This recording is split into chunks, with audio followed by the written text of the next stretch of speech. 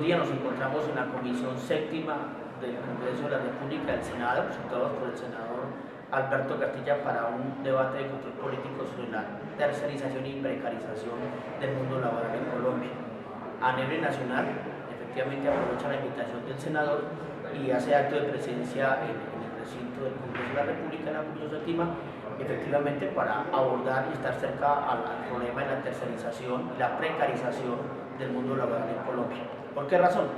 Porque sencillamente el Banco de la República hoy, con datos estadísticos consolidados, tenemos el 32% de la tercerización establecida en el Banco de la República en áreas como la Casa de la Moneda, áreas culturales, el área de informática y algunas otras áreas de marcada incidencia en lo que implica la estabilidad laboral y condiciones laborales dentro del Banco de la República. Para precisar es la manera como el Banco de la República se ha desprendido de su responsabilidad institucional, del control sobre las compañías tercerizadoras dentro del banco, de la precariedad en que se encuentran los compañeros nuestros laborando al interior del Banco de la República, el tema del área cultural, el tema de la Casa de la Moneda, servicios generales, las áreas de informática, que han tenido clara incidencia en las descompensaciones sociales, las descompensaciones salariales y las condiciones de vida de los compañeros nuestros tercerizados. No tiene presentación que el Banco de la República, el agente, el organismo de la economía, el que maneja la economía en Colombia como banca central, tenga esas condiciones de deslaboralización, de tercerización y precariedad. El Banco de la República desde hace cerca de 15 años ha encaminado políticas de tercerización con un agravante. El banco no le ha hecho seguimiento a las situaciones de precariedad, de condiciones indignas en que se encuentran los compañeros nuestros tercerizados al interior del banco, que prestan su fuerza laboral, que le trabajan, si se quiere, al mismo Banco de la República, que se desconocen condiciones laborales dignas, desconociendo el código sustantivo del trabajo, la subcontratación en el caso de Servientrega, en el caso de Elite y las demás compañías tercerizadas que le prestan efectivamente sus servicios al Banco de la República. Queremos aprovechar este escenario de control político para que de igual manera, si es posible, el tema del Banco de la República como Banco de la República y sus políticas laborales de tercerización y precarización sean abordados. Vamos a aprovechar la ocasión, vamos a asistir al debate de control político y efectivamente ese es el escenario donde el sindicato empleado del Banco de la República debe estar presente. Estamos seguros que el banco tiene conocimiento de que las condiciones en que se encuentran muchísimos compañeros nuestros, un sinnúmero de compañeros precarizados, y que efectivamente el banco ha hecho oídos sordos a los temas de precariedad, de pobreza y de necesidades elementales y fundamentales al interior del Banco de la República. Seguimos aprovechando, vamos a la ocasión y continuaremos trabajando. Como repito, no quiero estar repetitivo, vamos a escuchar las intervenciones de los senadores ponentes de la convocatoria y a los seguidores estaremos informando qué conclusiones y a dónde se llega con estas denuncias. Efectivamente, en el Banco de la República que se va a denunciar hoy, los temas de la Casa de la Moneda, áreas culturales, servicios generales, áreas de informática y todo lo que ha implicado la elaboración del Banco de la República.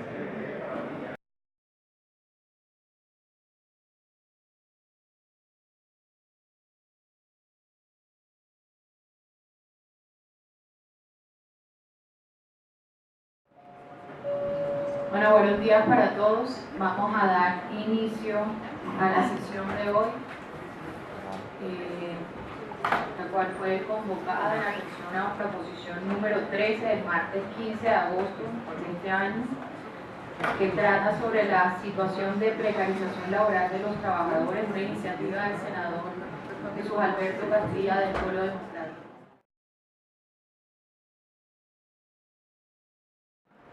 Pues aquí vamos a mirar cuál es el impacto entonces en el detrimento de las condiciones laborales. La ley 50 de 1990 en el artículo 71 habla de empresas de servicios temporales, y la ley 456 de 1998 habla de las cooperativas de trabajo asociado como entidades de tercerización. Es decir, hay una contratación de terceros especializados para que satisfaga necesidades las cuales se ejecutan con independencia de la empresa contratante. Eso es la tercerización. Lo que viene ocurriendo es que, si bien la ley establece que se debe contratar servicios temporales, lo que se está haciendo es la contratación de actividades misionales en la tercerización. En la siguiente ficha, en Colombia se están contratando trabajadores por servicios que se creen son para actividades temporales, pero que resulta una renovación constante, y eso tenemos varios casos ilustrados nosotros de personas que llevan hasta 15 años trabajando con contratos que permanentemente se le están renovando y ocultan la necesidad permanente del servicio, con lo cual se está privando a los trabajadores y a las trabajadoras de ciertos beneficios que les da la contratación directa. Eso es parte, señora viceministra, de lo que queremos plantear aquí, de qué se está haciendo para, si bien es cierto, la Constitución establece qué es el trabajo y de qué debe gozar, hay una legislación que se está utilizando para causarle deterioro a las condiciones de los trabajadores y las trabajadoras. No hay datos de la tercerización. Nosotros aprovecho para agradecer a las instituciones que enviaron la respuesta a nuestros cuestionarios, a la proposición número 13 que cita este debate. Todas las entidades nos enviaron completas respuestas, pero encontramos que el Ministerio de Trabajo no sabe cuántas personas están tercerizadas, no existe, o hay subregistro de la población ocupada con relación a la tercerización. A pesar de ser una actividad que está prohibida en el país, aún se permite el funcionamiento. La prohibición de la tercerización está en la anterior, está contemplada en la Ley 1429 de 2010. El artículo 63 dice, lo voy a leer tal y como está en su contenido: el personal requerido en toda institución y o empresa pública o privada para el desarrollo de las actividades misionales permanentes no podrá estar vinculado a través de cooperativas de servicio de trabajo asociado que hagan intermediación laboral o bajo ninguna otra modalidad de vinculación que afecte los derechos constitucionales, legales y prestacionales consagrados en las normas laborales vigentes. Y la resolución 5670 del año 2016 del Ministerio de Trabajo estableció lineamientos respecto de la tercerización laboral y la manera de detectarla por parte de las entidades de vigilancia y de control del Estado. Las direcciones territoriales del Ministerio de Trabajo son las encargadas de indagar en las instituciones públicas o empresas privadas si hay irregularidades de personal vinculado en cuanto a la contratación y actividades desarrolladas en las compañías, y posterior a eso emitir las sanciones correspondientes. Es decir, está definido que corresponde y es una facultad del Ministerio de Trabajo establecer el caso en el que las empresas actúan en contra de trabajadores y trabajadoras al utilizar el mecanismo de la tercerización. Aquí presentamos unos casos en la siguiente que ilustran algunos de tercerización laboral. En Pacific Rubiales, que queda una empresa que opera en Puerto Gaitán, Meta, tiene más de 14.000 contratistas tercerizados. La Drummond tiene 5.200 trabajadores que trabajan de manera directa y tiene 12.000 trabajadores tercerizados. Es decir, el doble de la población trabajadora al servicio de la empresa está en estas condiciones que no son de ninguna manera, y no podemos aceptar que se pretenda explicar que sí lo son, equiparadas a las condiciones que tiene un trabajador vinculado de manera directa. Codensa vincula 1.000 personas de manera directa y tiene 10.500 trabajadores de manera indirecta. Y tenemos el caso de Peldar, que fue sancionada por tener trabajadores tercerizados y la sanción fue de 12 millones de pesos. Cuando se aplican estas multas, entonces parece que no son proporcionales a los impactos sobre los trabajadores y en relación con el ahorro que realizan las empresas omitiendo el pago de las prestaciones sociales. Es decir, pudiera uno inferir aquí que resulta más fácil pagar la sanción, porque pues es muy barato, ¿no?, lo que se le impone con relación a lo que significa tener a la cantidad de trabajadores en condiciones precarias, en una formalidad precaria del trabajo, que es como se llama. Pues lo que encontramos en la siguiente es un ministerio que no tiene el músculo necesario para ejercer el control y la vigilancia, para ejercer esta función. Se aceptan los contratos sindicales, las sociedades anónimas simples, los pactos colectivos. Es una decisión que contradice abiertamente el espíritu y las disposiciones del Código Sustantivo del Trabajo y la jurisprudencia existente en la materia. Así ha sucedido también con la preservación de las cooperativas de trabajo asociado. Nosotros tenemos un proyecto que ha venido varias veces por aquí, por la Comisión Séptima, para acabar con las cooperativas de trabajo asociado, para acabar con el contrato sindical, porque nosotros creemos que quien genera riqueza en este país es la fuerza de trabajo de hombres y mujeres, es la fuerza laboral, la fuerza de los trabajadores, que deben tener las remuneraciones y las condiciones laborales justas. A propósito, y lo voy a anunciar en las conclusiones, pero Colombia es uno de los estados que no ha ratificado el convenio 176 de la OIT, que busca generarle condiciones y garantías de seguridad y de salud a los trabajadores, y que este debate debe tener como conclusión también la exigencia al país para que ratifique el convenio, donde es solo 31 países lo han ratificado, Colombia no lo ha hecho. Se mantiene entonces la figura de la cooperativa de trabajo asociado mediante distintas figuras que podrían catalogarse como neoempresariales, como las empresas espejo, que han venido relevando a las cooperativas para negar relaciones laborales regulares y el derecho a la negociación colectiva. Si bien es cierto que ha disminuido la contratación a través de la cooperativa de trabajo asociado, ha aumentado la contratación a través del contrato sindical. Es decir, que los contratos patronales están jugando un papel en el detrimento de las condiciones laborales. En la respuesta que obtuvimos del Ministerio del Trabajo sobre información relacionada con la tercerización laboral, entre comillas, cito lo que se plasmó en la respuesta. Actualmente, dice el Ministerio, no cuenta con información estadística disponible que permita conocer en detalle el número de trabajadores que se encuentran vinculados bajo la forma de tercerización laboral, ya sea a nivel general y o desagregados por sectores económicos. No cuentan con herramientas para generar acciones preventivas.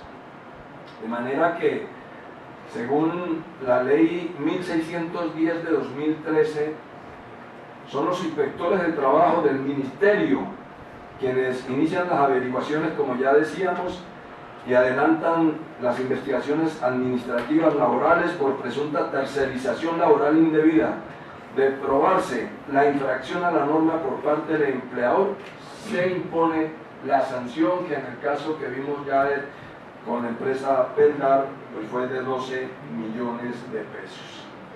Las querellas que ha recibido el Ministerio de Trabajo por concepto o por razón a la tercerización y que ha estudiado, en ese cuadro se resaltan las que fueron sancionadas. El total de casos en el periodo 2012 a 2017, las querellas fueron 1.663 quejas sobre tercerización laboral. Se archivaron 724, el 44%. En averiguación preliminar hay 442 y solo se sancionó el 23% de las quejas recibidas de las querellas de que tuvo conocimiento el Ministerio de Trabajo. 390. 24 se trasladaron por competencia, 61 se hizo formulación de cargos. De manera que en materia de lo que ha sido las sanciones, lo que ha significado la monetarización de esas sanciones, o lo que ha significado en ingresos para el Ministerio, en el 2014 adelantó 99 sanciones y fueron 37.167 millones. En el 2015 140 sanciones, recibió 61.800 millones. En el 2016 192, 80.717 millones.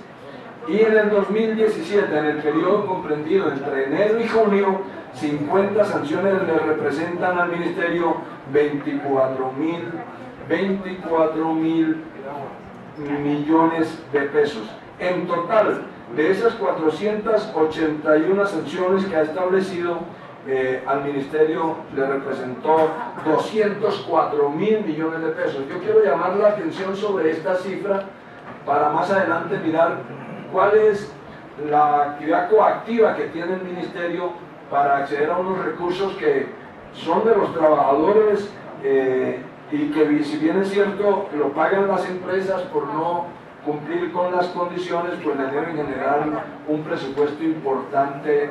Y más adelante es más complicada la situación cuando miremos el tema de la cotización adicional del 10% que deben hacer las empresas cuando se desempeñan actividades de alto riesgo y que no se está haciendo el recobro. En Ecuador y Venezuela se ha avanzado bastante en la formalización del empleo sin tercerización. Sin tercerización. En Colombia se ha centrado la regulación en aclarar los casos en los que se realiza intermediación legal y cuáles se realizan con intermediación ilegal. Y la razón no es saber cuál es la intermediación legal o cuál es la intermediación ilegal. Lo que se debe buscar es acabar con la intermediación laboral. El caso de Ecuador lo hizo en el año 2008 como un mandato constituyente. Ese mandato eliminó la tercerización laboral. Dice el artículo primero del mandato constituyente que ya mencioné: se elimina y prohíbe la tercerización e intermediación laboral y cualquier forma de precarización de las relaciones de trabajo en las actividades a las que se dedique la empresa o el empleador. La relación laboral será directa y bilateral entre el trabajador y el empleador, y no en el caso de que aquí se está con una empresa que no se encarga de las actividades misionales. El desarrollo del mandato fue reglamentado el 3 de junio en Venezuela, que muchos ven y cuestionan muchas cosas de lo que ocurre en Venezuela. Por lo menos en la situación de los trabajadores es muy distinta al caso colombiano.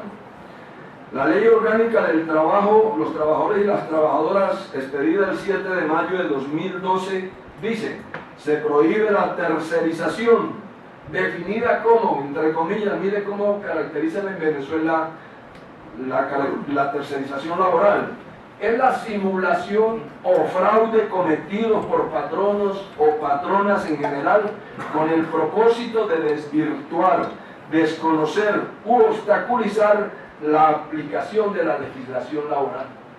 Yo creo que lo que está ocurriendo aquí, cuando se acude a normas y a la implementación de un modelo de tercerización, es asaltar la normatividad colombiana, la legislación, es hacerle el quite al Estado para beneficiarse de una riqueza que ya vimos en los cuadros anteriores cuáles son los sectores que mayor participación tienen, a costa de las condiciones precarias de los trabajadores y las trabajadoras. Es el centro de este debate. Lo que estamos planteando es quién se queda con la riqueza cuál es la incapacidad del Estado para hacer cumplir, que genere riqueza a las empresas, pero que haya una vigilancia y un control y los trabajadores y las trabajadoras tengan las condiciones dignas. Accidentes de trabajo al día se presentan, de los cuales no se califican como accidente laboral 133. 85 accidentes de trabajo cada hora. Recientemente se desarrolló una conferencia minera para América Latina y el Caribe aquí en Bogotá, y lo que se busca cuando exigimos que Colombia firme el 176, el convenio de la OIT, es precisamente que prevenga los accidentes. Es que estos son accidentes prevenibles. Todo esto se puede evitar si las empresas cumplieran. 2 muertes al día. Ayer murió un trabajador de la Drummond, y la Drummond viene reportando una serie de muertes constantes. La principal causa de riesgo es el accidente asociado al trabajo. 751.579 accidentes en el año 2016. Esta información tiene como fuente el Ministerio de Trabajo, es decir, que conocen que hay accidentalidad, conocen que se presentan enfermedades, pero hay una inconsistencia en la fuente de información, en la siguiente, y la inconsistencia está entre el Ministerio de Salud y el Ministerio de Trabajo. Por ejemplo, el número de afiliados al Sistema General de Riesgos Laborales. El Ministerio de Salud nos dice que trabajadores afiliados dependientes, quizás ese es un acumulado, es de 17.480.470, y el Ministerio del Trabajo nos dice que 9.505.769 afiliados al régimen laboral. Quizá el Ministerio de Salud es porque en un contrato ocasional, temporal, pues deben afiliarse y eso aparece en las estadísticas, pero realmente las cifras se requiere que tengan mayor rigurosidad para poder también tener una información y un debate que nos permita saber. Lo cierto es que en el sistema de riesgos laborales, pues nosotros creeríamos que la cifra más cercana podría ser la del Ministerio de Trabajo, y que trabajadores afiliados independientes para el Ministerio de Salud 335.391, y para el Ministerio del Trabajo, según la respuesta que recibimos, 532.106. Estos datos oficiales pues resultan contradictorios. Sin embargo, tomando la información del Ministerio del Trabajo, se tiene un total de 10.037.875 trabajadores y trabajadoras cubiertos por una ARL. 10.037.875 cubiertos por una ARL. El 56% de la población trabajadora no tiene cobertura frente al riesgo laboral. Ese es un número muy alto. El 56% de la población trabajadora no tiene cobertura frente al riesgo laboral, lo que equivale a 12.764.941 personas desprotegidas. En la siguiente miramos las enfermedades laborales por sectores económicos. Ahí resaltamos la primera parte, la de arriba a la superior, el sector minero. El número de relaciones laborales, es decir, de trabajadores, y estoy citando las cifras de ARL positiva, que tiene el 30% de afiliados, pero es la del Estado. ARL positiva solo tiene el 30% de los trabajadores afiliados. Estas cifras y estos datos son de positiva. 51.732 relaciones laborales son trabajadores vinculados en el sector minero. Los trabajadores con enfermedad de origen laboral, 481, equivale al 0,93%. Le sigue la agricultura y la ganadería con 187.000 vinculados a positiva y 826 trabajadores con enfermedad de origen laboral. Con relación al número de afiliados, las enfermedades que se presentan, el sector minero es el más alto, teniendo la proporción de trabajadores afiliados y el número de enfermedades que se presentan. La enfermedad laboral se está convirtiendo ya en un problema de salud pública, y eso lo planteábamos en la audiencia. Miren esta cifra: 532.088 trabajadores, es decir, el 18% del total de afiliados a la ARL positiva, es la cifra, significa esa cantidad de los trabajadores que están percibiendo un déficit en su capacidad laboral, a quienes no se les reconoció la disminución de la misma, el 18%. Si consideramos aquí, a esto hay que llamar la atención, si consideramos que en promedio una familia está compuesta por 4 personas, el hecho de tener una enferma, la persona y sobre todo la que trabaja en la familia, pues eso tiene un impacto sobre todo el núcleo familiar. Por un trabajador enfermo, por lo menos hay 4 que entran a padecer, que entran a sufrir. Entonces la relación de 532.000 trabajadores, el 18% de ese total afiliado a la ARL positiva, significaría 2.128.352 personas con impactos directos derivados de la enfermedad laboral de un integrante de la familia. Solo en el caso de la ARL positiva, que tiene, como ya mencionamos, el 30% de los afiliados. Si nosotros hiciéramos, y no lo hacemos porque no es una línea recta, la proyección con los afiliados en las demás ARL, el número de enfermos es mayor y el número de impactos indirectos en los núcleos familiares pues también sería una cifra escandalosa. Los casos en los que no se reconocen los siniestros asociados al trabajo por tipo de siniestro. En la clasificación de trabajadores en riesgo a la salud, en el 4 y 5 hay 216.000 presuntos accidentes de trabajo, en un total de 752.000 trabajadores. Se calificaron 182.900 accidentes para un número de 723.000 trabajadores. Las enfermedades profesionales reportadas en los trabajadores, estoy en el rango de 4 y 5 de riesgo a la salud, de riesgo alto, 17.502 trabajadores, y las enfermedades calificadas como profesionales solo fueron 1.876. Aquí se está dando un caso que llamamos la atención, y es revisar el origen de la enfermedad cuando se califica. Y eso tiene que ver con la pérdida de capacidad laboral y la pensión de vejez por invalidez, que hay que entrar a revisar cómo se está haciendo el procedimiento. En esas cifras y esta tabla de enfermedad laboral que estamos compartiendo, el acto administrativo, decreto 1477 de 2014, clarifica aquellas enfermedades que deben ser reconocidas como de origen laboral. Sin embargo, en el mismo decreto, el 1477, es pasado por alto, a pesar de que el diagnóstico de las enfermedades está vinculado. Este se somete a nuevas instancias donde inclusive se pone en tela de juicio.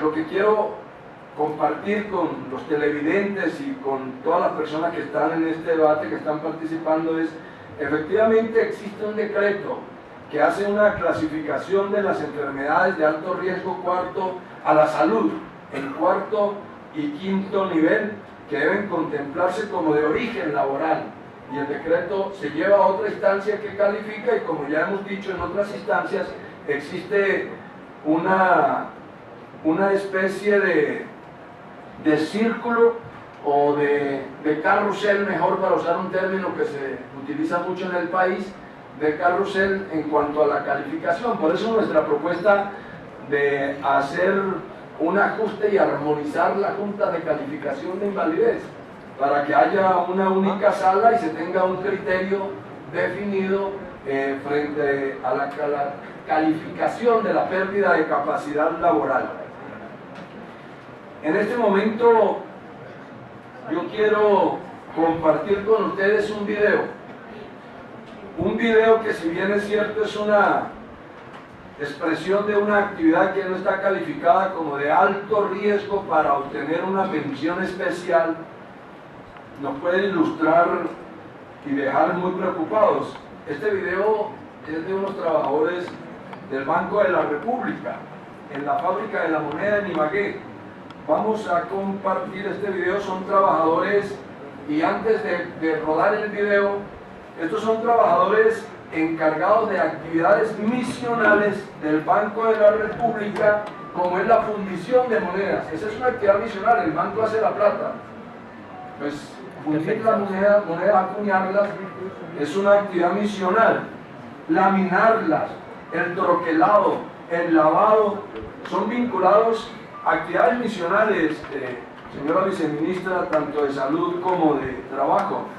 Son vinculados estos trabajadores mediante contratos de obra por empresas temporales. Miremos las condiciones en las que trabajan, pero desempeñando actividades misionales del Banco de la República, repito, en la fundición, laminación, troquelado y lavado de monedas, son contratadas por empresas tercerizadoras.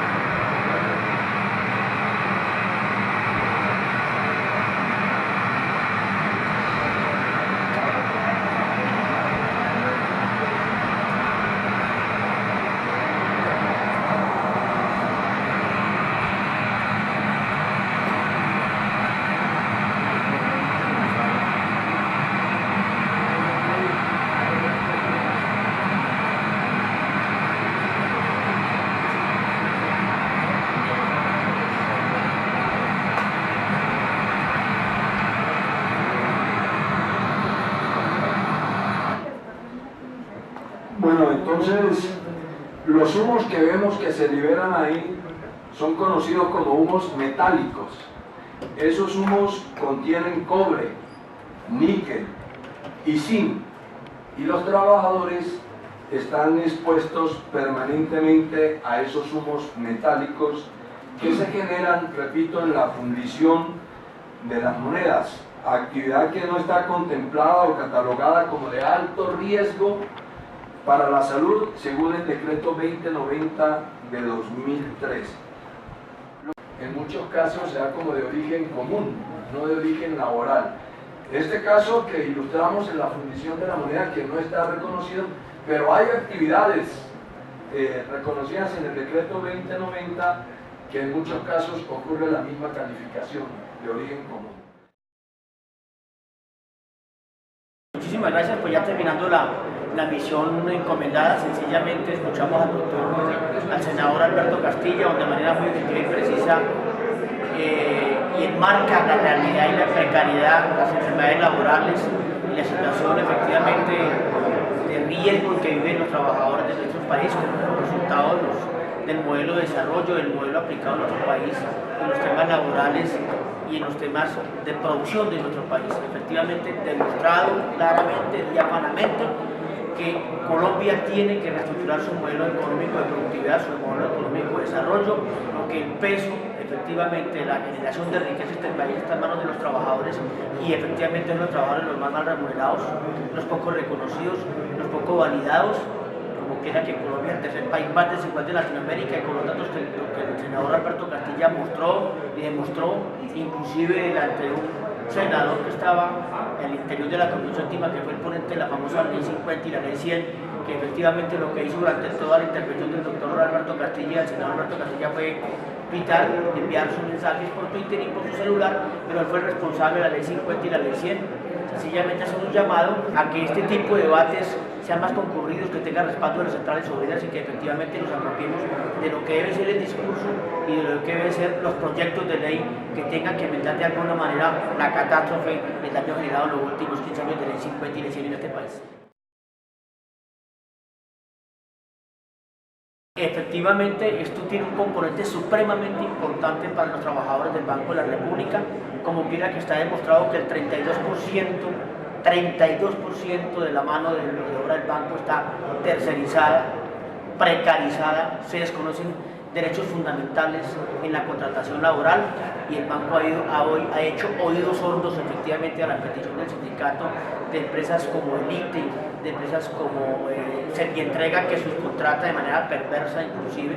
Pienso que hay muchos componentes para decirle a los trabajadores del Banco de la República, a la organización sindical y a sus afiliados, que nos toca pararnos en la línea donde corresponde, porque la pelea es por nosotros, por nuestros hijos y el futuro laboral que le vamos a dar a nuestros hijos, pero la pelea es por las futuras condiciones laborales de nuestros hijos y de los ciudadanos del común, y efectivamente al interior del banco la tercerización en el 32%, que es una vergüenza para el primer organismo que maneja la economía del país, como es el Banco de la República.